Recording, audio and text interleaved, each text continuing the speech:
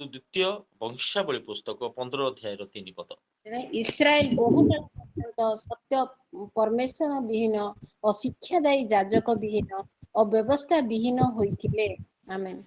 ଧନ୍ୟବାଦ। ତିନୋଟି ବିହୀନ ବିହୀନ ବିହୀନ ବିଷୟରେ ଲେଖାଯାଏ।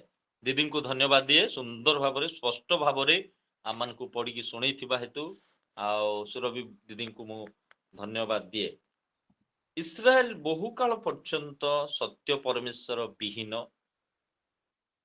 ଶିକ୍ଷାଦାୟୀ ଯାଜକ ବିହୀନ ଓ ବ୍ୟବସ୍ଥା ବିହୀନ ହୋଇଥିଲେ। ତିନିଟା ବିହୀନ ମାଇନସ୍, ଯାଜକ ବିହୀନ, ଈଶ୍ୱର ବିହୀନ ଏବଂ ବ୍ୟବସ୍ଥା ବିହୀନ। ମାନେ କୋଉଟାକୁ ଆମେ କମ୍ କରିପାରିବା ନାହିଁ। ଇସ୍ରାଏଲ ଲୋକମାନଙ୍କର ମୂଳ ହଉଛନ୍ତି ସ୍ୱୟଂ ଈଶ୍ୱର। ଆଉ ସେ ମିଶ୍ର ଦେଶରୁ ଇସ୍ରାଏଲ ଲୋକମାନଙ୍କୁ ଅନେକ ଅଲୌକିକ କାର୍ଯ୍ୟ ଗୁଡ଼ିକ ଦ୍ୱାରା ଅନେକ ଆଶ୍ଚର୍ଯ୍ୟ କାର୍ଯ୍ୟ କରିକି ସେମାନଙ୍କୁ ଦାସତ୍ୱ ବନ୍ଧନରୁ ସେମାନଙ୍କୁ ବାହାର କରିକି ପ୍ରଭୁ ଆଣିଲେ। ଅନେକ ପ୍ରାନ୍ତରରେ ଅନେକ ଆଶ୍ଚର୍ଯ୍ୟ ବିଷୟ ସବୁ ସେମାନଙ୍କୁ ଦେଖେଇଲେ, ଯୋଗେଇଲେ। କିନ୍ତୁ ବଂଶାବଳୀ ପୁସ୍ତକକୁ ଯେତେବେଳେ ଆସୁଛୁ, ଆଶା ରାଜାଙ୍କର ସମୟରେ ଅନେକ ଲେଖା ହେଇଛି ବହୁ କାଳ, ଦିନେ ଦି ଦିନ ନୁହଁ, ବର୍ଷେ ଦି ବର୍ଷ ନୁହଁ, ବହୁ କାଳ ପର୍ଯ୍ୟନ୍ତ। କେତେ ବର୍ଷ ଏଠି ଲେଖାଯାଏନି, ଯଦି ଆମେ ଗୁରୁତ୍ୱ ସହକାରେ ଅନ୍ୟାନ୍ୟ ବିଷୟକୁ ଯଦି ପଢିବା ଜଣାଯିବ, ତେବେ ବହୁ କାଳ ପର୍ଯ୍ୟନ୍ତ ଇସ୍ରାଏଲ ପରମେଶ୍ୱର ବିହୀନ ଜୀବନ କାଟୁଛନ୍ତି। ଆଜିର ପ୍ରସଙ୍ଗ ଈଶ୍ୱର ବିହୀନ ଜୀବନର ଫଳ। ଅନେକ ଆମେ ଶୁଣୁଛୁ, ଜାଣୁଛୁ ପ୍ରଭୁଙ୍କ ସହିତ ଜୀବନରେ ଆଶୀର୍ବାଦର ଫଳ। କିନ୍ତୁ ଆଜି ଆମେ ପ୍ରଭୁ ଆମକୁ କହିବା ପାଇଁ ଚାହାନ୍ତି ଈଶ୍ୱର ବିହୀନ ଜୀବନର ଫଳ ଗୁଡ଼ିକ କଣ? ଏଇ ଯୋଉ ଇସ୍ରାଏଲ ଲୋକମାନେ ଯୋଉମାନେ କି ଈଶ୍ୱର ବିହୀନ ଜୀବନ କାଟୁଛନ୍ତି, ଶିକ୍ଷା ଦେଇ ଯାଜକ ବିହୀନ ଏବଂ ବ୍ୟବସ୍ଥା ବିହୀନ। ପ୍ରଭୁ ବ୍ୟବସ୍ଥାକୁ ଇସ୍ରାଏଲ ଲୋକମାନଙ୍କୁ ଦେଲେ ଏବଂ ସେମାନଙ୍କୁ କହିଲେ ତୁମେ ଏଇ ବ୍ୟବସ୍ଥାକୁ ତୁମେ ପାଠ କରିବ, ତୁମ ପିଲାମାନଙ୍କୁ ପାଠ କରିବ, ପାଠ କରେଇବ, ପିଲାମାନଙ୍କୁ ଶିକ୍ଷା ଦେବ, ଚାଲିବା ବେଳେ ଉଠିବା ବେଳେ ସବୁବେଳେ ସେମାନଙ୍କ ସଙ୍ଗରେ ତୁମେ ଏଇ ବ୍ୟବସ୍ଥାରୁ କଥା କହିବ, ଏଇ ବ୍ୟବସ୍ଥାରୁ ପାଠ କରେଇବ, ଯାହାକି ଦ୍ୱିତୀୟ ବିବରଣ ପୁସ୍ତକ 5 ଏବଂ 6 ଅଧ୍ୟାୟକୁ ଯଦି ଆପଣ ପଢିବେ ସମସ୍ତ ବିଷୟ ଜଣାଯିବ। ଯାତ୍ରା ପୁସ୍ତକରେ ପ୍ରଭୁ ଇସ୍ରାଏଲ ଲୋକଙ୍କ ପାଇଁ ମୋଶାଙ୍କ ଦ୍ୱାରା ବ୍ୟବସ୍ଥା ଦେଲେ ଏବଂ ଇସ୍ରାଏଲ ଲୋକମାନଙ୍କୁ ସମସ୍ତ ବିଷୟ ବ୍ୟବସ୍ଥା ପାଠ କରିବା ପାଇଁ ଦେଲେ। 10 ଆଜ୍ଞା, ଆଉ ସେ 10ଟି ଆଜ୍ଞାକୁ ଇସ୍ରାଏଲ ଲୋକମାନେ ଆଉ ପାଳନ କରିବା ପାଇଁ ଦିଆଗଲା। ଯାଜକ ମାନଙ୍କୁ ପ୍ରଭୁ ଦେଲେ, ଯୋଉ ଯାଜକ ମାନେ କି ଯୋଉ ଶିକ୍ଷା ଦେବେ, ସେମାନଙ୍କୁ ଶିକ୍ଷା ଦେବେ, ସେ ଶିକ୍ଷା ଦେଇ ଯାଜକ ମାନଙ୍କୁ ପ୍ରଭୁ ଦେଲେ। ତ ଇସ୍ରାଏଲ ଲୋକମାନେ ଦେଖନ୍ତୁ ଈଶ୍ୱର ବିହୀନ, ଯାଜକ ଶିକ୍ଷା ଦେଇ ଯାଜକ ବିହୀନ ଏବଂ ବ୍ୟବସ୍ଥା ବିହୀନ। ଚିନ୍ତା କରନ୍ତୁ, ତିନି ପ୍ରକାର ବିହୀନ, ଯୋଉଟା କି କିଛି ରିଲେଟେଡ ନାହିଁ ଈଶ୍ୱରଙ୍କ ସହିତ, ନା ଈଶ୍ୱରଙ୍କ ସହିତ, ନା ଈଶ୍ୱରଙ୍କର ଦାସମାନଙ୍କ ସହିତ, ନା ଈଶ୍ୱରଙ୍କର ବାକ୍ୟ ସହିତ। ଚିନ୍ତା କରନ୍ତୁ, ବର୍ତ୍ତମାନର ସମୟ ସେ ପ୍ରକାର। ବର୍ତ୍ତମାନ ଯୋଉ ସମୟରେ ଆମେ ବାସ କରୁଛୁ, ହୁଏତ ମୁଁ ଯେତେବେଳେ ଅଧ୍ୟୟନ କରୁଥିଲି, ଦେଖୁଥିଲି, ଜାଣୁଥିଲି ଯେ ହୁଏତ ସେମ୍ ଏଇ ଟାଇପର ସମୟ ଥିବ, ସେମ୍ ଏଇ ପ୍ରକାର ବହୁ କାଳ ପର୍ଯ୍ୟନ୍ତ ଈଶ୍ୱର ବି। ଆଜି ମନୁଷ୍ୟକୁ ଈଶ୍ୱର ବିହୀନ ଜୀବନ କରିବା ପାଇଁ, ଆଜି ମନୁଷ୍ୟକୁ ଈଶ୍ୱରଙ୍କର ବାକ୍ୟରୁ ଦୂରକୁ ନେଇକି ଯିବା ପାଇଁ, ଆଜି ଖ୍ରୀଷ୍ଟ ବିଶ୍ୱାସୀକୁ ଈଶ୍ୱରଙ୍କର ଦାସମାନଙ୍କ ଠାରୁ ବହୁତ ଦୂରକୁ ନେଇକି ଯିବା ପାଇଁ ଆଜି ବିଭିନ୍ନ ପ୍ରକାର ବିଷୟ ସବୁ ଶୟତାନ କଣ କରୁଛି, ଆଉ ଉଦ୍ଭାବନ କରୁଛି, ବାହାର କରୁଛି। ତାର ସମସ୍ତ ଆଉ କାର୍ଯ୍ୟକୁ ସେ କଣ କରୁଛି, ପ୍ରୟୋଗ କରୁଛି।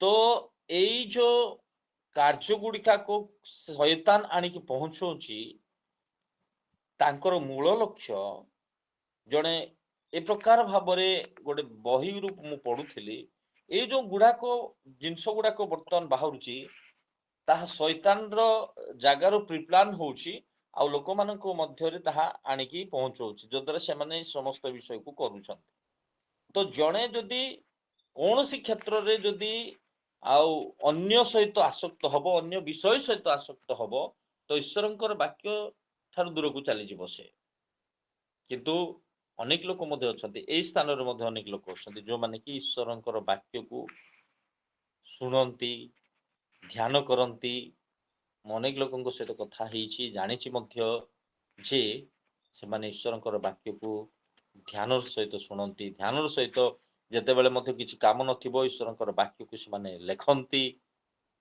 ତାହା ହେଉଛି ଈଶ୍ୱରଙ୍କ ସହିତ ସଂଯୁକ୍ତର ଜୀବନ ଅଟେ ତ ଆଜି ଯେଉଁ ବିଷୟକୁ କି ଆମେ ଆଜି ଅଳ୍ପ ସମୟ ଚିନ୍ତା କରିବା ଈଶ୍ୱର ବିହୀନ ଜୀବନର ଫଳ କେମିତି କ'ଣ ସେ ଫଳ ଗୁଡ଼ିକ ଜଣେ ଯଦି ଈଶ୍ୱର ବିହୀନ ଜୀବନ କାଟିବ से को फल भोग कर प्रथम विषय 5 अध्याय से 15 अध्याय 5 पद टिके पढ़िबा आमे 15 अध्याय 5 पद ସେହି ସମୟରେ ବାହାର ଯିବା ଓ ଭିତରେ ଆସିବାର ଲୋକର କିଛି ଶାନ୍ତି ନଥିଲା ମାତ୍ର ଦେଶର ନିବାସୀ ସମସ୍ତେ ମହା ତ୍ରାସଯୁକ୍ତ ଥିଲେ ଆମେନ୍ धन्यवाद ସେହି ସମୟରେ ବାହାରେ ଯିବା ଓ ଭିତରେ ଆସିବା ଲୋକର କିଛି ଶାନ୍ତି ନଥିଲା କୋଉ ଟାଇମ ରେ ଯୋଉ ଟାଇମ ରେ କି ଈଶ୍ୱର ବିହୀନ ଜୀବନ କାଟୁଥିଲେ ଈଶ୍ୱର ବିହୀନ ଜୀବନର ପ୍ରଥମ ଫଳ ହେଉଛି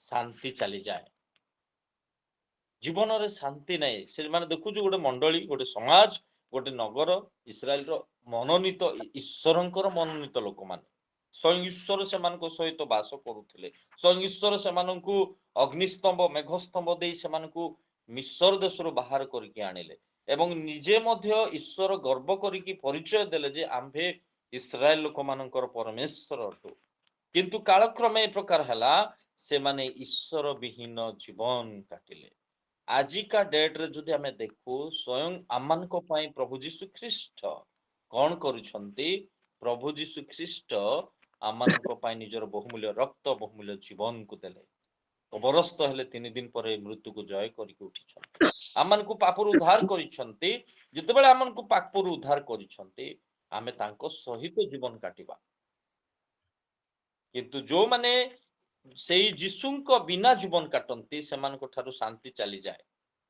कारण लेखा जाए जिसाय पुस्तक 9 अध्याय 6 पद रे जे जीशु होचंती शांतिर राजकुमार से शांतिर राजा गोटे अशांतिमय जीवन रे गोटे अशांतिमय समाज रे गोटे अशांतिमय परिवार रे शांतिर राजकुमार अटंती से यदि आमे तांको सहित जीवन काटू तांको सहित संयुक्त जीवन काटू तांको सहित जदि आसक्त हो तांको सहित जदि घनिष्ठता हो तांको सहित आमनकर संपर्क को बढ़ाऊ से शांति हम पाखरे थिबो किंतु एई जो लोक माने से माने लेखा जाए जे से मानकर बाहर जीवा भीतर आसीबार काहारी शांति नहीं चिंता करंतु विराट बड़ लक्ष लक्ष लोक माने काहा मनरे शांति नहीं चिंता करंतु सेम परिस्थिति जते बेले जणे ईश्वर विहीन जीवन काटिबो ता ठारू शांति चली जिवो ता ठारू आनंद चली जिवो शांति नाही आ सेटा पुनी गोटे लेखा हिची जे से माने बाहर जीवा भीतर आसीबा से मानको पाखकु जो माने आसुथिले से मानको पाखरे मध्य शांति नाही केते भयंकर विषय शांति को मन रे टिके को शांति पाइबा पई लोक माने विभिन्न प्रकार कार्य करूछंती विभिन्न जगह को जाउछंती विभिन्न विषय को सुनुछंती विभिन्न विषय को उपभोग करबा पई जाउछंती काहे कि से क्षणिक शांति पाया पई किंतु प्रभु यीशु जोहन पुस्तक रे कहिले जे जगत जे प्रकार शांति देब मु से प्रकार शांति देबी नाही मोर निजर शांति मु तुम मानकु दान कर निजर शांति प्रभु कहते मोर निजर शांति मु तुमको देवी जो माने यीशुंक सहित घनिष्ठत जीवन काटंती तांकर निजर शांति प्रभु देवे କିନ୍ତୁ ଯୋଉମାନେ ଯୀଶୁ ବିହୀନ ଜୀବନ କାଟିବେ, ଖ୍ରୀଷ୍ଟ ବିହୀନ ଜୀବନ କାଟିବେ, ସେମାନଙ୍କ ଜୀବନରେ ଅଶାନ୍ତି ଆସିବ, ଶାନ୍ତି ଚାଲିଯିବ, ଶାନ୍ତି ରହିବ ନାହିଁ। ଯେତେବେଳେ ଗୋଟେ ବାହିନୀ ଭୂତ ଲାଗିଥିବା ବ୍ୟକ୍ତିଙ୍କ ଜୀବନକୁ ଯେତେବେଳେ ଦେଖିବେ ଆପଣ, ମାର୍କ ପୁସ୍ତକ 5 ଅଧ୍ୟାୟରେ ଲେଖା ହେଇଛି ଯେ ତାଙ୍କ ଜୀବନରେ ଯୋଉ ମନ୍ଦ ଆତ୍ମା ରହିଛି, ବାହିନୀ ଭୂତ ଲାଗିଛି, ସେ ବାହିନୀ ଭୂତ ଲାଗିଥିବା ହେତୁ ତାର ଜୀବନର ଶାନ୍ତି ନାହିଁ। ସେ ନିଜକୁ ଖଣ୍ଡ ବିଖଣ୍ଡ କରୁଛି, ନିଜକୁ କଣ କରୁଛି, ରକ୍ତାକ୍ତ କରୁଛି, ଏବଂ ସେ ପର୍ବତରେ ଗୁହାରେ ରହିକି ଚିଲଉଛି ଏବଂ ସମାଧି ପୀଠରେ ବାସ କରୁଛି। କିନ୍ତୁ ଯୀଶୁଙ୍କ ସହିତ ଯେତେବେଳେ ସେ ଭେଟ ହେଲା, ସେ ଶାନ୍ତି ପାଇଲା। ଅନେକ ଲୋକଙ୍କ ଜୀବନରେ ଦେଖୁ, ସେ ବ୍ୟକ୍ତି ଭଲ ଲୁଗା ପିନ୍ଧି ଯୀଶୁଙ୍କ ପାଦ ନିକଟରେ ଭଲ ମନରେ ବସିଥିବାର ଲୋକମାନେ ଦେଖି ଆଶ୍ଚର୍ଯ୍ୟ ହେଲେ। ପ୍ରଭୁ ଯୀଶୁଙ୍କ ପାଖରେ ଭଲ ମନ ଅଛି, ଭଲ ଶାନ୍ତି ଅଛି। ଆମେ କାହା ପାଖକୁ ଯିବା? ପ୍ରଭୁଙ୍କ ନିକଟରେ ହିଁ ସେ ଶାନ୍ତିର। ମୋର ପ୍ରିୟ ପ୍ରଭୁଙ୍କ ଲୋକମାନେ, ଆଜି ଅନେକ ଲୋକ ଅନେକ ବିଷୟକୁ ବୁଲୁଛନ୍ତି, ଜାଣୁଛନ୍ତି, କୌଣସି ଜାଗାରେ ଶାନ୍ତି ନାହିଁ। କେବଳ ଯୀଶୁଙ୍କ ଠାରେ ହିଁ ଶାନ୍ତି ଅଛି। ଇସ୍ରାଏଲ ଲୋକମାନେ ବହୁ କାଳ ଈଶ୍ୱର ବିହୀନ ଜୀବନ କାଟୁଥିବା ହେତୁ ଶାନ୍ତି ସେମାନଙ୍କ ଠାରୁ ଚାଲିଗଲା, ଆଉ ଶାନ୍ତି ନାହିଁ। କାରଣ ଶାନ୍ତିର ରାଜା ଯଦି ରହିବେ ନାହିଁ, ଶାନ୍ତି ଆସିବ କୁଆଡୁ? ଯେତେବେଳେ ପ୍ରଦରା ରୋଗଗ୍ରସ୍ତ ସ୍ତ୍ରୀଙ୍କୁ ଯୀଶୁ କହିଲେ, ତୁମର ବିଶ୍ୱାସ ତୁମକୁ ସୁସ୍ଥ କରିଅଛି, ଶାନ୍ତିରେ ଚାଲିଯା। ତା ଜୀବନରେ ଯୋଉ ଶାନ୍ତି ଥିଲା ବର୍ଷ ବର୍ଷ ଧରି, ପ୍ରଭୁ ତାକୁ ଶାନ୍ତି ଦେଲେ। ଯୋଉ ପ୍ରଭୁ କି ଶାନ୍ତି ଦେବାର ପରମେଶ୍ୱର, ସେଇ ପ୍ରଭୁ ଯଦି ଆମ ପାଖରେ ରହିବେ ନାହିଁ, ନିଶ୍ଚିତ ଅଶାନ୍ତି ଥିବ, ନିଶ୍ଚିତ ମନମାଳି ନଥିବ। ମୋର ପ୍ରିୟ ପ୍ରଭୁଙ୍କ ଲୋକମାନେ, ଯୀଶୁ ମଧ୍ୟ ସେଇ ପାପିନୀ ସ୍ତ୍ରୀଙ୍କୁ କହିଲେ, ମୋର ସେ ସ୍ତ୍ରୀଙ୍କୁ ଯେ ଶାନ୍ତିରେ ଚାଲିଯା। ଆଜି ଯୀଶୁ ଶାନ୍ତି ଦେଇକି ଛାଡ଼ନ୍ତି। ଆଜି ଯୀଶୁ ଆମର ଶାନ୍ତିର ରାଜକୁମାର ଅଟନ୍ତି। ମୋର ଅଶାନ୍ତି ପାଇଁ ମୁଁ କାହାକୁ ଖୋଜୁଛି? ଆଜିର ପ୍ରଶ୍ନ, ମୋର ଅଶାନ୍ତି ପାଇଁ ମୁଁ କାହାକୁ ଆଜି ଖୋଜୁଛି? ମୋର ଅଶାନ୍ତିର କାରଣ କ'ଣ? ମୁଁ ଯଦି କୌଣସି କ୍ଷେତ୍ରରେ ଅଶାନ୍ତି ଅଛି, ମୋର ପରିବାର ଅଶାନ୍ତି ଅଛି, ମୋର ମଣ୍ଡଳୀ ଅଶାନ୍ତି ଅଛି, ମୋର ସମାଜ ଅଶାନ୍ତି ଅଛି, ମୋର ଦେଶ ଅଶାନ୍ତି ଅଛି, ତ ଆଜି ଚିନ୍ତା କରୁ ଅଶାନ୍ତିର ମୂଳ ବିଷୟ କ'ଣ ଅଟେ? ଯୀଶୁଙ୍କୁ ନିଜ ଅନ୍ତରରେ ରଖିବା ଦରକାର। ନିଜର ଅନ୍ତରରେ ଯୀଶୁଙ୍କୁ ରଖିବା ଦରକାର। ଅନେକ ସମୟରେ ଆମେ ଭାବୁ ଯୀଶୁଙ୍କୁ ଆମେ ଜାଣିଛୁ, ଯୀଶୁଙ୍କୁ ପ୍ରେମ କରୁଛୁ, ଯୀଶୁଙ୍କୁ ଆମେ, କିନ୍ତୁ ଗଣନା ଦ୍ୱିତୀୟ ବିବରଣ ପୁସ୍ତକ ଗୋଟେ ପଢ଼ନ୍ତୁ, 11 ଅଧ୍ୟାୟର 32 ପଦରେ ମୂଷା ଇସ୍ରାଏଲ ଲୋକମାନଙ୍କୁ ଯେତେବେଳେ ଶିକ୍ଷା ଦଉଛନ୍ତି, ଇସ୍ରାଏଲ ଲୋକମାନଙ୍କୁ ଯେତେବେଳେ କଥା କହୁଛନ୍ତି, ପରମେଶ୍ୱରଙ୍କ ସହିତ କି ପ୍ରକାର ଘନିଷ୍ଠତା ହେଇପାରିବ ସେଇ ବିଷୟ ନେଇକି ସେ ଶିକ୍ଷା ଦଉଛନ୍ତି। ଆଉ କି ପ୍ରକାର ଘନିଷ୍ଠତା? ଦ୍ୱିତୀୟ ବିବରଣ 11 ଅଧ୍ୟାୟର 32 ପଦ ଯଦି ପାଉଛନ୍ତି ପଢ଼ନ୍ତୁ। ସେଠି ଲେଖା ହେଇଛି ଗୋଟେ ସୁନ୍ଦର କଥା ସେ କହୁଛନ୍ତି। ଦ୍ୱିତୀୟ ବିବରଣ 11ର 32 ପଦ। ତହିଁରେ ଲୋକମାନେ ସଂସାରରେ ଯେ ବିଧି ଓ ଶାସନ ରଖିଲି, ସେ ସବୁ ମାନ୍ୟ କରି ପାଳନ କରିବ। ଆମେନ୍। ପ୍ରଭୁ ଅନୁଗ୍ରହ କରନ୍ତୁ। ଯେଉଁ ଦ୍ୱିତୀୟ ବିବରଣ ପୁସ୍ତକରେ ଲେଖାଯାଏ ଯେ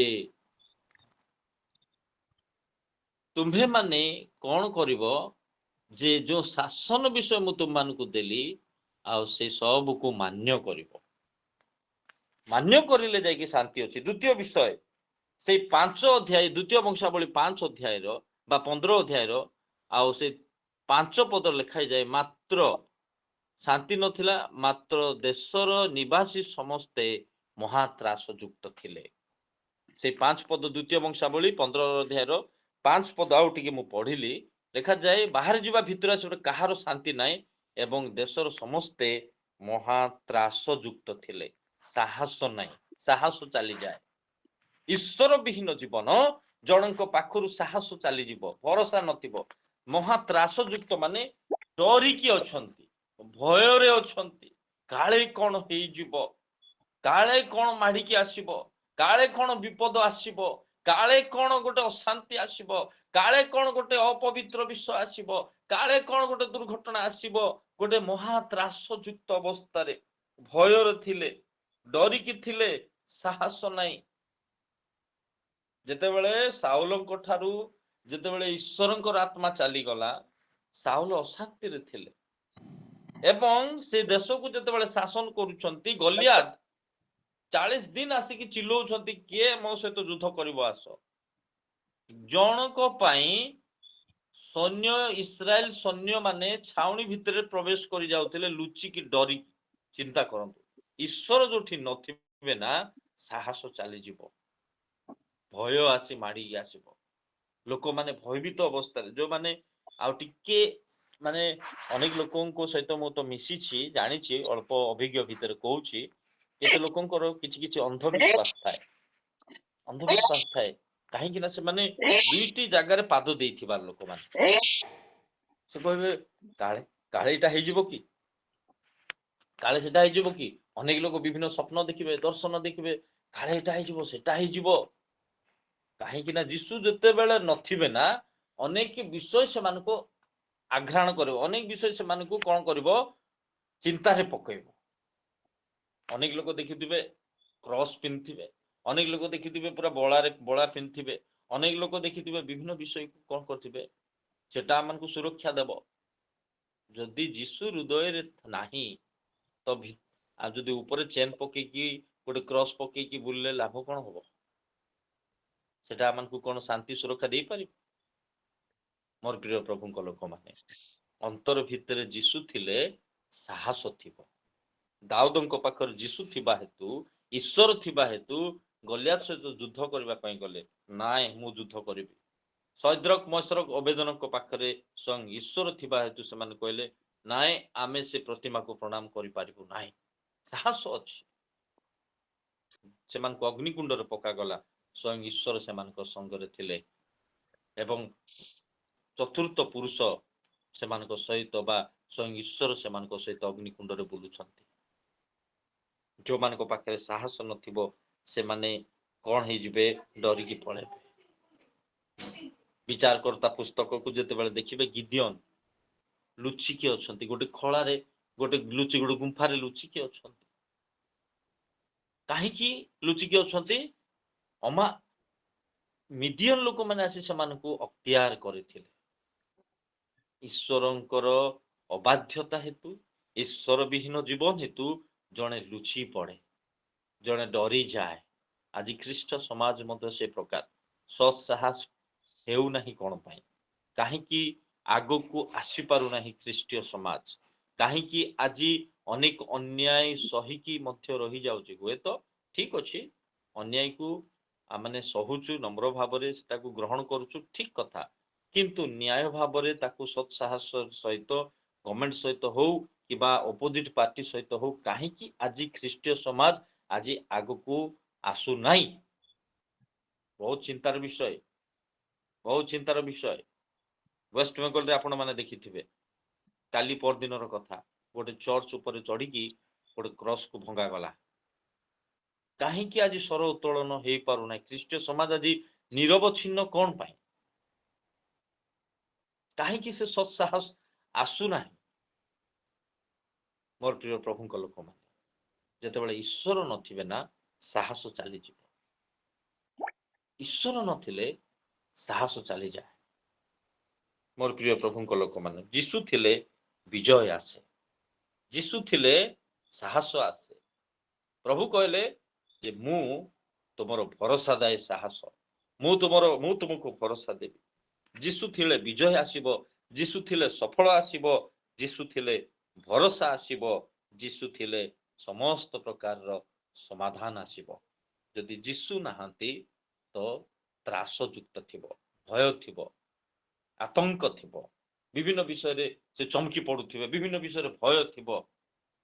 ମୋର ପ୍ରିୟ ପ୍ରଭୁଙ୍କ ଲୋକମାନେ, ସେମାନେ କଣ କହିଲେ? ମହାତ୍ରାସ ଯୁକ୍ତ ଅବସ୍ଥାରେ ଥିଲେ। 6 ପଦକୁ ଦେଖନ୍ତୁ, ସେଇ 15 ଅଧ୍ୟାୟର 6 ପଦ ପଢନ୍ତୁ, 6 ପଦ ଟିକେ ପଢନ୍ତୁ। ଦ୍ୱିତୀୟ ବଂଶାବଳୀ ତାର 15 ଅଧ୍ୟାୟର 6 ପଦ।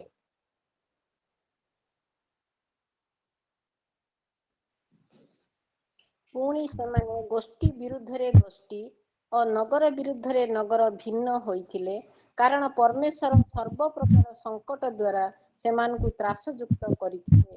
ଆମେନ୍। ଗୋଷ୍ଠୀ ବିରୁଦ୍ଧରେ ଗୋଷ୍ଠୀ, ନଗର ବିରୁଦ୍ଧରେ ନଗର ଭିନ୍ନ ହୋଇଥିଲେ, ମାନେ ପରସ୍ପରର ପ୍ରେମ ଚାଲିଯାଏ। ଈଶ୍ୱର ନଥିଲେ ଶାନ୍ତି ଚାଲିଯାଏ, ସାହସ ଚାଲିଯାଏ ଏବଂ କଣ ଚାଲିଯାଏ? ପ୍ରେମ ଚାଲିଯାଏ। ଗୋଷ୍ଠୀ ବିରୁଦ୍ଧରେ ଗୋଷ୍ଠୀ, ନଗର ବିରୁଦ୍ଧରେ ନଗର, ସେମାନେ କଣ ହଉଛନ୍ତି? ସେମାନଙ୍କ ମଧ୍ୟରେ ପୁଣି ସେମାନେ ଗୋଷ୍ଠୀ ବିରୁଦ୍ଧରେ ଗୋଷ୍ଠୀ ଓ ନଗର ବିରୁଦ୍ଧରେ ନଗର ଭିନ୍ନ ହୋଇଥିଲେ। ଭିନ୍ନତା କାହିଁକି ଆସିବ? ପ୍ରେମ ନଥିଲେ ଭିନ୍ନତା ଆସିବ। ସ୍ନେହ କ୍ଷମା ନଥିଲେ ଆଉ ଭିନ୍ନ ଆସିବ। ଯଦି ମୋ ଜୀବନରେ ଯଦି ସେଇ ପ୍ରେମିକ ଈଶ୍ୱର ନାହାନ୍ତି, କ୍ଷମାକାରୀ ଈଶ୍ୱର ନାହାନ୍ତି, ତାହେଲେ ନିଶ୍ଚିତ ଭାବରେ ବିଚ୍ଛିନ୍ନ ହେବାଟା ଥୟ। ଲେଖା ହେଇଛି ଗୋଷ୍ଠୀ ବିରୁଦ୍ଧରେ ଗୋଷ୍ଠୀ, ନଗର ବିରୁଦ୍ଧରେ ନଗର, ଏମାନେ ବିଚ୍ଛିନ୍ନ ହେଇଛନ୍ତି। ଆଜି ମଣ୍ଡଳୀରେ ବିଚ୍ଛିନ୍ନତା କଣ ପାଇଁ? ପରିବାରରେ ବିଚ୍ଛିନ୍ନତା କଣ ପାଇଁ? ଆଜି ସମାଜରେ ବିଚ୍ଛିନ୍ନତା କାହିଁକି? ଆଜି ଈଶ୍ୱର ନଥିଲେ ବିଚ୍ଛିନ୍ନତା ଆସେ। ସେ ଲେଖା ହେଇଛି ପରସ୍ପର ବିରୁଦ୍ଧରେ ସେମାନେ ଥିଲେ। ପରସ୍ପର ବିରୁଦ୍ଧ, କାହା ସହିତ ଠିକରେ ପଟୁନାହିଁ। ଦେଖନ୍ତୁ ଈଶ୍ୱର ବିହୀନ ଜୀବନ କେତେ ଭୟଙ୍କର। ଗୋଟେ ମନୁଷ୍ୟକୁ, ଗୋଟେ ସମାଜକୁ, ଗୋଟେ ମଣ୍ଡଳୀକୁ କୋଉ ପ୍ରକାର ବିଷୟ କରିଦଉଛି। ଶାନ୍ତି ନେଇଯାଉଛି ଏବଂ ସାହସ ନେଇଯାଉଛି ଏବଂ ପରସ୍ପର ମଧ୍ୟରେ ପ୍ରେମର ନାହିଁ, କଳିର ବୀଜ ବୁଣି ଦେଉଛି ଶୈତାନ। ଗୋଷ୍ଠୀ ବିରୁଦ୍ଧରେ ଗୋଷ୍ଠୀ, ବଂଶ ବିରୁଦ୍ଧରେ ବଂଶ। ଆଜି ମଧ୍ୟ ପରିବାରରେ ଯଦି 5 ଜଣ ଥିବେ, 5 ଜଣ 5 ପ୍ରକାର ଥିବେ। 5 ଜଣ 5 ପ୍ରକାର ଗୋଟିଏ ପରିବାରରେ। କାହା ମନ କାହା ସହିତ ପଟୁ ନଥିବ, କାହା ମନ କାହାକୁ ଠିକ ଲାଗୁନଥିବ, କାହା କଥା କାହାକୁ ଠିକ ଲାଗୁନଥିବ। ଯାହାର ମନ ଇଚ୍ଛାରେ ସେ ଜୀବନ କାଟିବେ, ଯାହାର ମନ ଇଚ୍ଛାରେ ସେ ଆଉ ଜୀବନକୁ ଅତିବାହିତ କରିବେ। କାହା କଥା ଶୁଣନ୍ତି ନାହିଁ।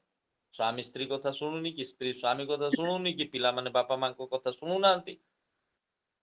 ବିଭିନ୍ନ ପ୍ରକାରର ଏକ ଘଡ଼ିସନ୍ଧି ମୁହୂର୍ତ୍ତି ବର୍ତ୍ତମାନ ଆସିଛି। ଆପଣମାନେ ଦେଖନ୍ତୁ କାହିଁକି ଆଜି ବିଭିନ୍ନ ଅତ୍ୟାଚାର ହେଉଛି, ଦୁର୍ନୀତି ହେଉଛି, ବିଭିନ୍ନ ପ୍ରକାରର ଦୁଷ୍କର୍ମ ହେଉଛି। କାହିଁକି? ପ୍ରେମ ନାହିଁ, କ୍ଷମା ନାହିଁ, ସ୍ୱୟଂ ଈଶ୍ୱର ନାହାନ୍ତି। ଆଜି କାହିଁକି ଆଜି ବିଭିନ୍ନ ପ୍ରକାର ଆଉ ଖ୍ରୀଷ୍ଟୀୟ ସମାଜ ଉପରେ ଆତଙ୍କ ହେଉଛି? କାହିଁକି ଆଜି ଗୋଷ୍ଠୀ ବିରୁଦ୍ଧରେ ଗୋଷ୍ଠୀ, ନଗର ବିରୁଦ୍ଧରେ ନଗର ଆଜି ଭିନ୍ନ ହେଇଯାଉଛୁ? ଆଜି ପରସ୍ପର ମଧ୍ୟରେ ଶାନ୍ତି, ପ୍ରେମର ଅଭାବ। କ୍ଷମା ଦେଇପାରିବି ନାହିଁ ମୁଁ। ଯଦି କୌଣସି ବ୍ୟକ୍ତି ବା ମୋର ପରିବାରରେ ହଉ କିମ୍ବା ମୋର ମଣ୍ଡଳୀର ହଉ କିମ୍ବା ମୋର ପଡ଼ୋଶୀର ହଉ କିମ୍ବା ଯେକୌଣସି, ମୁଁ କ୍ଷମା ଦେବା ପାଇଁ ଲୋକଙ୍କୁ ଭାରି କଷ୍ଟ। ମୁଁ କଣ କ୍ଷମା ଦେବି? ମୁଁ ଦେଇପାରିବିନି କ୍ଷମା। ମତେ ସେ ଏଇଟା କହିଛି, ବର୍ଷ ବର୍ଷ ସେ କଥାକୁ ମୁଣ୍ଡରେ ରଖିଥିବେ। କ୍ଷମାର ଅଭାବ। ମୁଁ କାହିଁକି କ୍ଷମା ଦେବି? ମୁଁ କାହିଁକି ଯାଇକି ତାକୁ କ୍ଷମା ମାଗିବି? ସେ ପ୍ରଥମରେ ଆସୁ ମତେ କ୍ଷମା ମାଗିବାକୁ। କାହିଁକି? ଈଶ୍ୱର ନଥିଲେ, କ୍ଷମାକାରୀ ଈଶ୍ୱର ଯଦି ନାହାନ୍ତି, ସେ କ୍ଷମା କେବେ ଦେଇପାରିବ ନାହିଁ। ପ୍ରେମିକ ଈଶ୍ୱର ଯଦି ନାହାନ୍ତି, ସେ ଅନ୍ୟକୁ ପ୍ରେମ କରିପାରିବ ନାହିଁ। ଦୟାକାରୀ ଈଶ୍ୱର ଯଦି ନାହାନ୍ତି, ସେ ଅନ୍ୟକୁ ଦୟା କରିପାରିବ ନାହିଁ। ସାହାଯ୍ୟକାରୀ ଈଶ୍ୱର ଯଦି ନାହାନ୍ତି, ସେ ଅନ୍ୟକୁ ସାହାଯ୍ୟ କରିପାରିବ ନାହିଁ। ମୋର ପ୍ରିୟ ପ୍ରଭୁଙ୍କ ଲୋକମାନେ, ଲେଖା ହେଇଛି ଗୋଷ୍ଠୀ ବିରୁଦ୍ଧରେ ଗୋଷ୍ଠୀ, ନଗର ବିରୁଦ୍ଧରେ ନଗର, ସେମାନେ ଭିନ୍ନ ବିଚ୍ଛିନ୍ନ ହେଇଥିଲେ। କାହା କାହା ସହିତ ପଡୁନି। ଗୋଟିଏ ଛାତ ତଳେ ଅଛନ୍ତି, ଗୋଟିଏ ଟେଣ୍ଟରେ ଅଛନ୍ତି, ଗୋଟିଏ ଗୋଷ୍ଠୀ ଭାବରେ, ଗୋଟିଏ ଇସ୍ରାଏଲ ଗୋଷ୍ଠୀ ଭାବରେ ନାମିତ ହୋଇଛନ୍ତି, କିନ୍ତୁ ସେମାନଙ୍କ ଭିତରେ ଫାଟ ଅଛି। ଆଜି ମଧ୍ୟ ଯଦି ଦେଖୁ, ଅନେକ ଖ୍ରୀଷ୍ଟୀୟ ସମାଜ ଆଜି ଭଗ୍ନ ଅବସ୍ଥାରେ, ଖ୍ରୀଷ୍ଟୀୟ ମଣ୍ଡଳୀ ଆଜି ଭଗ୍ନ ଅବସ୍ଥାରେ, ଖ୍ରୀଷ୍ଟୀୟ ପରିବାର ଆଜି ଭଗ୍ନ ଅବସ୍ଥାରେ। କାହିଁକି ଆଜି ସେମିତି ହଉଛି? ଯୀଶୁ ପ୍ରେମିକ, ଯୀଶୁଙ୍କ ପାଖରେ ଯୀଶୁଙ୍କ ପ୍ରେମର ଅଭାବ, ଯୀଶୁଙ୍କ ପ୍ରେମରେ କ୍ଷମା ଅଛି, ଯୀଶୁଙ୍କ ପ୍ରେମରେ ଆଉ କଣ ଅଛି?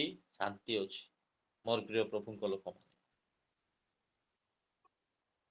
ଯେତେବେଳେ ଆଦି ପୁସ୍ତକକୁ ଯେତେବେଳେ ଦେଖିବେ, ଅନ୍ୟ ଭାଇର ବଳିକୁ ପ୍ରଭୁ ଗ୍ରହଣ କଲେ କହିକି ଆଉ ଗୋଟେ ଭାଇ ତାକୁ ମାରିଦେଲେ। ଖୁସି ହଉନାହାନ୍ତି, ମାରି ଦଉଛନ୍ତି।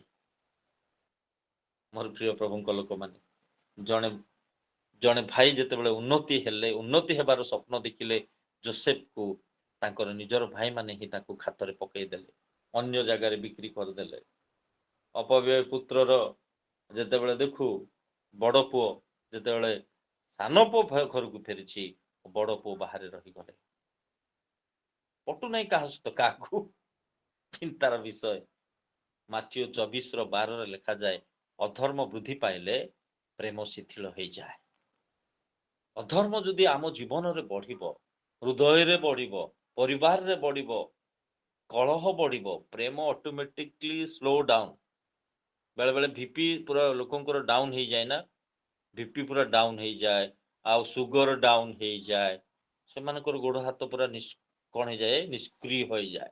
ସେମିତି ଗୋଟେ spiritual body like this type, ଯଦି ପ୍ରେମ ନାହିଁ ଅଶାନ୍ତି ବଢିବ।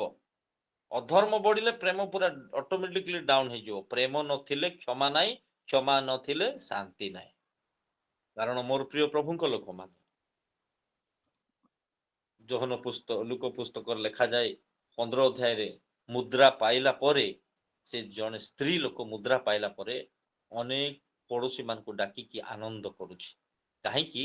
ତା ପାଖରେ ପ୍ରେମ ଅଛି, ତା ପାଖରେ ଯୀଶୁ ଅଛନ୍ତି, ତା ପାଖରେ ପ୍ରଭୁ ଅଛନ୍ତି। ସେଥିପାଇଁ ସେ ନିଜେ ଆନନ୍ଦ କରୁନାହାନ୍ତି, ଆଉ 4 ଜଣ ଲୋକଙ୍କୁ ଡାକିକି ଆନନ୍ଦ କରୁଛନ୍ତି। ମୋର ପ୍ରିୟ ପ୍ରଭୁଙ୍କ ଲୋକମାନେ, ଈଶ୍ୱର ବିହୀନ ଜୀବନ କ'ଣ ହେଇଯାଏ? ପ୍ରେମ ଚାଲିଯାଏ, ଅଶାନ୍ତି ଚାଲି ଆସେ। ତେଣୁ କରିକି ଆମେ ସେ ପ୍ରେମିକ ପ୍ରଭୁଙ୍କୁ ଧରି ରଖିବା, ଛାଡ଼ିବା ନାହିଁ। ପ୍ରଭୁଙ୍କୁ ଆମେ ଧରି ରଖିବା। ପ୍ରଭୁ ମୁଁ ସେଦିନ ଯେତେବେଳେ ଯାକୋବ ମାମୁଁ ଘରୁ ଫେରୁଥିଲେ, ପରମେଶ୍ୱରଙ୍କୁ ଧରି ପକେଇଲେ, ପରମେଶ୍ୱରଙ୍କ ଦୂତଙ୍କୁ ଧରି ପକେଇଲେ, କହୁଛନ୍ତି ଆଶୀର୍ବାଦ ନ କଲେ ମୁଁ ଛାଡ଼ିବି ନାହିଁ।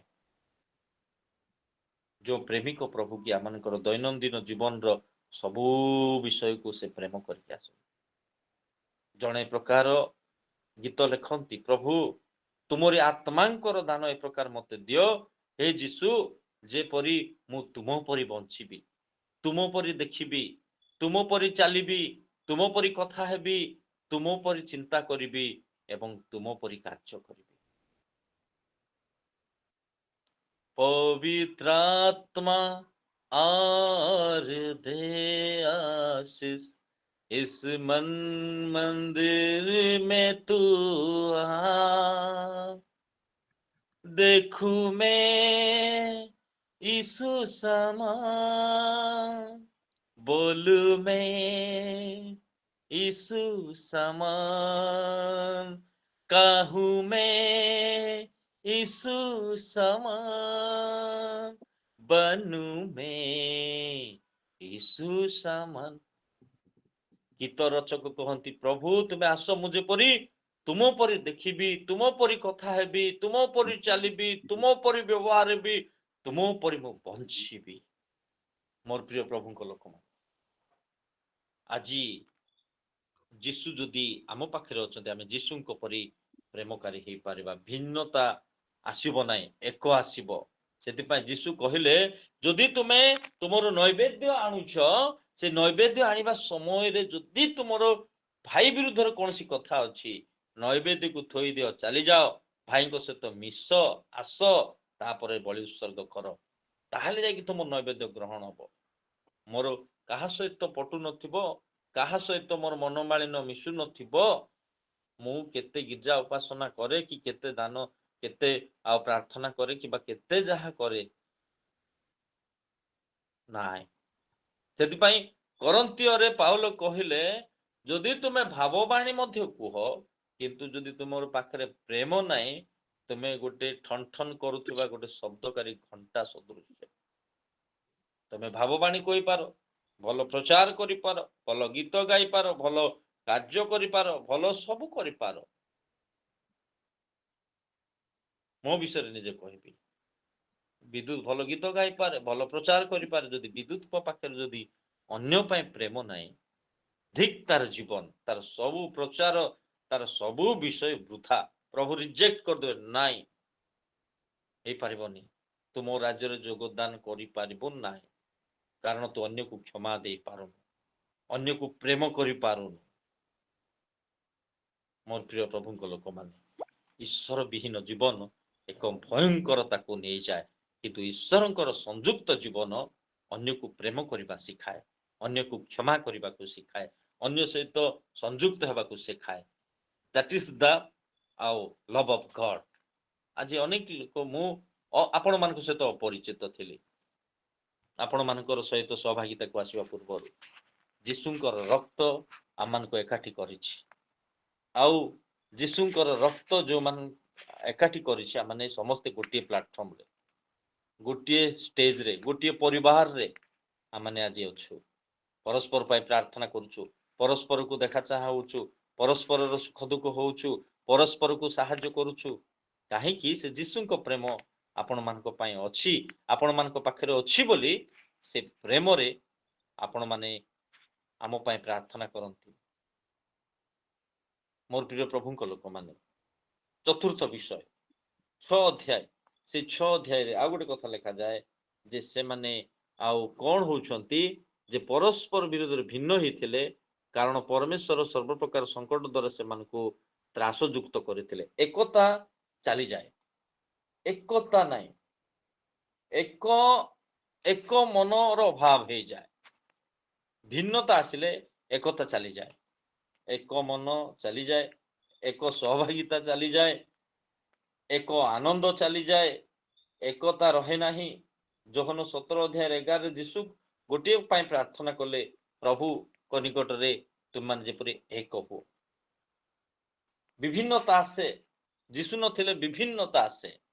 ପ୍ରଥମ ଖ୍ରୀଷ୍ଟାବ୍ଦ ମଣ୍ଡଳୀରେ ଏକ ମନ ଥିଲେ, ସେମାନେ ଏକ ଆତ୍ମାରେ ମଣ୍ଡଳୀରେ ଘରେ ଘରେ ସହଭାଗିତା କରୁଥିଲେ, ଯଦ୍ୱାରା ମଣ୍ଡଳୀ ବୃଦ୍ଧି ପାଉଥିଲା।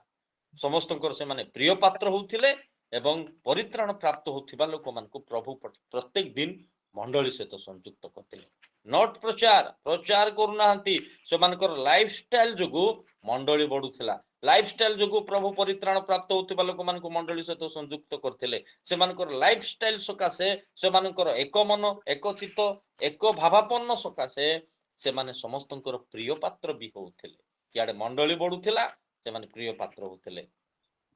କେତେବେଳେ ପ୍ରଚାରକୁ ଗଲେ, ପ୍ରେରିତ 8 ଅଧ୍ୟାୟରୁ ପ୍ରେରିତ ମାନେ, ଶିଷ୍ୟମାନେ ପ୍ରଚାର କାର୍ଯ୍ୟ ଆରମ୍ଭ କଲେ। ନହେଲେ ଯେତେବେଳେ ପିତର ପ୍ରଚାର କଲେ, ସେ ପିତର ପ୍ରଚାରରେ ଗୋଟିଏ ଦିନରେ 3000 ଲୋକ ବିଶ୍ୱାସ କଲା ପରେ ସେମାନେ ପ୍ରଭୁଙ୍କ ସହଭାଗିତାରେ, ରୁଟି ଭାଙ୍ଗିବାରେ, ଆଉ ସେମାନେ ଘରେ ଘରେ ମନ୍ଦିରରେ ସେମାନେ ସମବେତ ହେଉଥିଲେ ଏକ ମନରେ। ସେ ପର୍ଯ୍ୟନ୍ତ ସେମାନେ କୁଆଡେ ଯାଇନାହାନ୍ତି, ଗୋଟିଏ ସ୍ଥାନରେ ଜେରୁସାଲାମରେ ହିଁ ସେମାନେ ଥିଲେ। ତାପରେ ଯେତେବେଳେ ପ୍ରଭୁ ସେମାନଙ୍କୁ ଆଉ ମନୋନୀତ କଲେ, ବିଭିନ୍ନ ସ୍ଥାନକୁ ଗଲେ। ମୋର ପ୍ରିୟ ପ୍ରଭୁଙ୍କ ଲୋକମାନେ, ଏକ ମନ ଥିଲେ, ସମସ୍ତେ ଏକ ପରି ବଢୁଥିଲେ, ସମସ୍ତଙ୍କର ସମ୍ପତ୍ତି ସମାନ ଭାବରେ ବାଣ୍ଟିକି ରଖୁଥିଲେ, ସମସ୍ତଙ୍କର ଆବଶ୍ୟକ ବିଷୟକୁ। ଆଜି ଅନେକ ଲୋକ, ଆଜି ଆମେ ଏ ସ୍ଥାନରେ ବି ଅଛୁ, ଅନେକ ଲୋକ ଆଜି ଅନେକ ଲୋକଙ୍କ ପାଇଁ ଚିନ୍ତା କରନ୍ତି, ବାଳକ ପ୍ରଚାରକ ମାନଙ୍କ ପାଇଁ ଚିନ୍ତା କରନ୍ତି, ସେମାନଙ୍କ ପାଇଁ ପ୍ରାର୍ଥନା କରନ୍ତି, ସେମାନଙ୍କୁ ଆର୍ଥିକ ଦାନ କରନ୍ତି, ସେମାନଙ୍କୁ ଘରେ ଆଉ ସେମାନଙ୍କ ପାଇଁ ଘରେ ଆତିଥ୍ୟ କରନ୍ତି। କାରଣ ସେମାନେ ପ୍ରଭୁଙ୍କୁ ଜାଣିଛନ୍ତି, ଯୀଶୁ ସେମାନଙ୍କ ପାଖରେ ଥିବା ହେତୁ ଅନ୍ୟର ଅଭାବକୁ ବୁଝନ୍ତି, ଅନ୍ୟର ଦୁଃଖକୁ ବୁଝନ୍ତି, ଅନ୍ୟର ଆବଶ୍ୟକକୁ ବୁଝନ୍ତି, ଅନ୍ୟ ପାଇଁ ପ୍ରାର୍ଥନା କରନ୍ତି, ଅନ୍ୟ ପାଇଁ ଚିନ୍ତା କରନ୍ତି, ଅନ୍ୟକୁ ସାହାଯ୍ୟର ହସ୍ତ ବଢାନ୍ତି। ଯୀଶୁ ଥିବା ହେତୁ ସେଟା କରି ହେଇପାରିବ, ଯୀଶୁ ନଥିଲେ ହବ ନାହିଁ। ପଞ୍ଚମ ବିଷୟ ଲେଖାଯାଏ, ସେ 6 ଅଧ୍ୟାୟରେ ହିଁ ସର୍ବପ୍ରକାର ସଙ୍କଟ ସେମାନଙ୍କ ପାଖରେ ଥିଲା। ସର୍ବପ୍ରକାର ସଙ୍କଟ ବା ସର୍ବପ୍ରକାର ଭୟ ଥିଲା, ଦୟା ନଥିଲା। କେତେବେଳେ ସଙ୍କଟ ଆସିବ? ଆମେ ବେଳେବେଳେ କହୁନା ଆମେ କ'ଣ କରିବା ଭାଇ, ବିଭିନ୍ନ ପ୍ରକାର ସଙ୍କଟ ଦେଇକି ମୁଁ ଗତି କରୁଛି, ବିଭିନ୍ନ ପ୍ରକାର ସଙ୍କଟ। ଈଶ୍ୱର ନଥିବା ଯୋଗୁଁ ସର୍ବପ୍ରକାର ସଙ୍କଟ, ମାନେ ସର୍ବପ୍ରକାର ମାନେ କେତେ ପ୍ରକାର ସଙ୍କଟ ଥିବ ଚିନ୍ତା କରନ୍ତୁ। ସର୍ବପ୍ରକାର ସଙ୍କଟ, ଆଶୀର୍ବାଦ ନାହିଁ, କରୁଣା ନଥିଲା, ଏବଂ କ'ଣ ଥିଲା? ସମସ୍ତ ପ୍ରକାର ଅଭାବ, ରୋଗ, କଷ୍ଟ, ଯନ୍ତ୍ରଣା, ବିଭିନ୍ନ ପ୍ରକାର ସର୍ବ ପ୍ରକାର ସଙ୍କଟ। ସାଉଲଙ୍କୁ ପ୍ରଭୁ ଉତ୍ତର ଦେଲେ ନାହିଁ, ଉତ୍ତର ଥିଲା ନାହିଁ। କାହିଁକି? ଈଶ୍ୱର ବିହୀନ ଜୀବନ କାଟୁଥିବା ହେତୁ। ଦାଉଦଙ୍କ ଠାରୁ ପବିତ୍ର ଆତ୍ମା ଚାଲିଗଲା ଈଶ୍ୱରଙ୍କ ବିରୁଦ୍ଧରେ ପାପ କରିବା ହେତୁ। ଜୋଏଲ 1:12 ଲେଖାଯାଏ, ମନୁଷ୍ୟ ସମାଜ ଠାରୁ ପ୍ରଭୁଙ୍କ ଆନନ୍ଦ ଚାଲିଗଲା। କାହିଁକି? ସର୍ବପ୍ରକାର ସଙ୍କଟ ଆସିବା ହେତୁ ଯୀଶୁଙ୍କ ଉପସ୍ଥିତି ଚାଲିଯାଏ। ତ ଆଜିର ଚିନ୍ତାର ବିଷୟ ଯେ ମୋ ଠାରୁ ପ୍ରଭୁ କୋଉ ବିଷୟ ନେଇ ଯାଇଛନ୍ତି ଆଉ ମୁଁ କୋଉ ପ୍ରକାର ସଙ୍କଟରେ ଅଛି। ମୋର ପ୍ରାର୍ଥନାର ଉତ୍ତର ଆସିପାରୁନାହିଁ କି? ଆଉ କୋଉ ସଙ୍କଟ ଦେଇକି ମୁଁ ଗତି କରୁଛି। ସେଥିପାଇଁ ଗୀତ ସଂହିତା 50:15 ପ୍ରଭୁ କହିଲେ ନା, ସଙ୍କଟ ଦିନରେ ଆମ୍ଭକୁ ଡାକ, ଆମ୍ଭେ ତୁମକୁ ଉତ୍ତର ଦେବା ଆଉ ତୁମ୍ଭେ ଆମର ମହିମାକୁ ପ୍ରକାଶ କରିବ। ସର୍ବପ୍ରକାର ସଙ୍କଟ ଦେଇକି ଆମେ ଯାଉଛୁ କି? ଯୀଶୁଙ୍କୁ ଡାକନ୍ତୁ, ଯୀଶୁଙ୍କୁ ଆପଣାର କରନ୍ତୁ, ଯୀଶୁଙ୍କୁ ରଖନ୍ତୁ। ଖ୍ରୀଷ୍ଟିଆନ ବୋଲି ଦେଲେ ହବ ନାହିଁ। ଖ୍ରୀଷ୍ଟଙ୍କ ପରି ଜୀବନ କାଟିବାର ଅଛି ଆଉ ଖ୍ରୀଷ୍ଟଙ୍କୁ ନେଇକି ଜୀବନ କାଟିବାର ଅଛି। ଖ୍ରୀଷ୍ଟଙ୍କ ପରି ଜୀବନ କାଟିବାର ଅଛି, ଖ୍ରୀଷ୍ଟଙ୍କୁ ନେଇକି ଜୀବନ କାଟିବାର ଅଛି। ଯେତେବେଳେ ଏ ପ୍ରକାର 5 ପ୍ରକାର ସମସ୍ୟା ସେମାନଙ୍କ ପାଖକୁ ଆସିଲା, ପ୍ରଥମ ସମସ୍ୟା ଶାନ୍ତି ଚାଲିଗଲା, ସାହସ ଚାଲିଗଲା, ପ୍ରେମ ଚାଲିଗଲା ଏବଂ ସେମାନଙ୍କ ଠାରୁ ଏକତା ଚାଲିଗଲା। ସେମାନଙ୍କ ଠାରୁ ପ୍ରାର୍ଥନାର ଉତ୍ତର ମଧ୍ୟ ଚାଲିଗଲା। ପ୍ରାର୍ଥନାର ଉତ୍ତର ଚାଲିଗଲା, ଆସିଲା ନାହିଁ। ପ୍ରାର୍ଥନାର ଉତ୍ତର ସେମାନଙ୍କ ପାଖକୁ ଆସିଲା ନାହିଁ। ସର୍ବପ୍ରକାର ସଙ୍କଟ ଥିବା ହେତୁ ପ୍ରାର୍ଥନାର ଉତ୍ତର ପ୍ରଭୁ ଦେଲେ ନାହିଁ। ନାଇଁ, ପ୍ରାର୍ଥନାର ଉତ୍ତର ମଧ୍ୟ ପାଇଲେ ନାହିଁ। ଆଶୀର୍ବାଦ ହରେଇଲେ, କରୁଣା ହରେଇଲେ, ଦୟା ହରେଇଲେ। ଯୋଉଠାରେ ପ୍ରଭୁ ରୁହନ୍ତି ନା, ସଙ୍କଟ କେବେ ରହିବ ନାହିଁ, ଦୁଃଖ କେବେ ରହିବ ନାହିଁ। ଆଉ ଯୋଉଠାରେ ଯୀଶୁ ରହିବେ ନାହିଁ, ସେଠାରେ ସର୍ବପ୍ରକାର ସଙ୍କଟ ଥିବ।